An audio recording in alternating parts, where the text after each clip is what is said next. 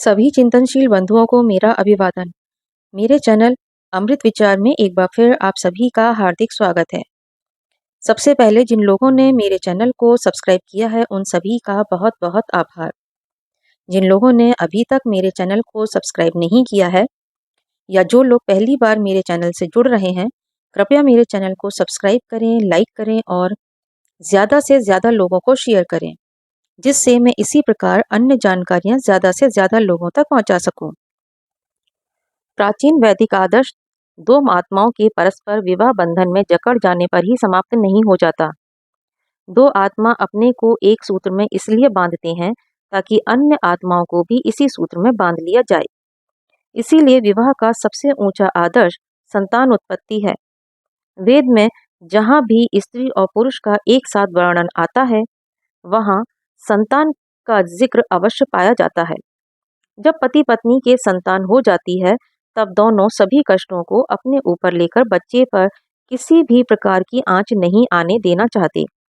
माता पिता एक विचित्र पाठशाला में शिक्षा पाने लगते हैं, एक ऐसी पाठशाला में जिसमें बच्चा कहीं जाग न जाए, इसलिए माता रात भर स्वयं जागकर उसे गोदी में लिए बैठी रहती है। बच्चे को कहीं सर्दी न लग जाए, इसलिए माता अपना सूखा बिछौना उसके नीचे करके स्वयं उसके गीले बिस्तर पर रात काट डालती है। वैदिक आदर्श के अनुसार अपने बच्चों को इस प्रकार पालकर माता पिता के आत्मा का ऐसा विकास हो सकता है जिससे वे दुनिया भर के बच्चों में अपने बच्चों की झलक देख सकें और अपनी आत्मा के तंतु को प्राणी मात्र के मनकों में पिरो सकें। गृहस्थ आश्रम इस ऊंचे आदर्श का पाठ पढ़ाने के लिए, उसका अनुभव कराने के लिए और इस अनुभव को माता पिता की रग रग में रचा देने के लिए पाठशाला है। तभी तो ऋग्वेद में कहा गया है, केवलागो भवति केवलादि, अर्थात जो गृहस्थ दूसरे को खिलाकर नहीं खाता वह पाप खाता है। इसी को संस्कार विधि में 5 महायज्ञों का वर्णन करते हुए बलि वैश्व देव यज्ञ तथा अतिथि यज्ञ कहा गया है। वैदिक आदर्श के अनुसार मनुष्य खाने का तभी अधिकारी है जब स्वयं खाने के पहले दूसरे को खिला सके।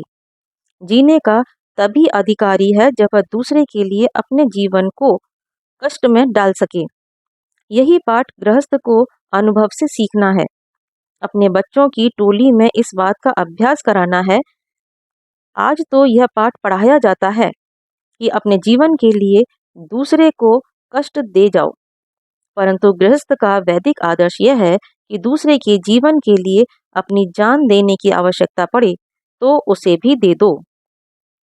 गृहस्थ ने इसी आदर्श को सीखने के लिए विवाह किया है। इसलिए हिंदू समाज में संतान न होने को एक महान कष्ट समझा जाता है। गृहस्थ का वैदिक आदर्श अपने से उत्तम संतान को जन्म देना है। जिसके संतान नहीं, उसे ज्ञात ही नहीं कि दूसरे के लिए किस प्रकार जगा करते हैं, दूसरे के लिए किस प्रकार कांटों पर चला करते हैं, दूसरे के लिए किस प्रकार सूखे चने चबाकर और पानी पीकर गुजारा किया करते हैं। हाँ, जो व्यक्ति बिना गृहस्थाश्रम में प्रवेश किए यह सब कुछ करने के लिए तैयार है, वैदिक आदर्श के अनुसार उसके लिए विवाह का भी विधान नहीं है। उसके लिए तो ब्राह्मण ग्रंथों में लिखा है, यद हरिव विरजेत तद हरिव प्रव्रजित, अर्थात जिस दिन उसमें ममता का भाव छूट जाए, सीमित ममता के स्थान पर विशाल ममता का भाव आ जाए, उसके लिए तो ब्राह्मण ग्रंथों में लिखा है, यद हरिव विरजेत तद हरिव प्रव्रजित, जिस दिन उसमें ममता का भाव छूट जाए, सीमित ममता के स्थान पर विशाल ममता का भाव आ जाए, एकत्वम अनुपश्यतः का साक्षात्कार हो जाए, उसी दिन भंगवा रंग वाली। परंतु ऐसा सबके लिए संभव नहीं है। साधारण लोगों के लिए इस ऊंचे आदर्श को जीवन में सीखने का तरीका गृहस्थ आश्रम में प्रवेश करना ही है। वैदिक आदर्श के अनुसार विवाह तभी सफल कहा जा सकता है जब उसका फल संतान हो। पत्नी का लक्ष्य माता बनना और पति का लक्ष्य पिता बनना है। जो पत्नी माता नहीं बनी और जो पति पिता नहीं बना, उसने गृहस्थ आश्रम का सर्वभूत हिते रतः का पाठ नहीं सीखा। आपको ये जानकारी कैसी लगी, कृपया मुझे कमेंट करके अवश्य बताएं। शेष चर्चा हम अगले वीडियो में करेंगे। धन्यवाद।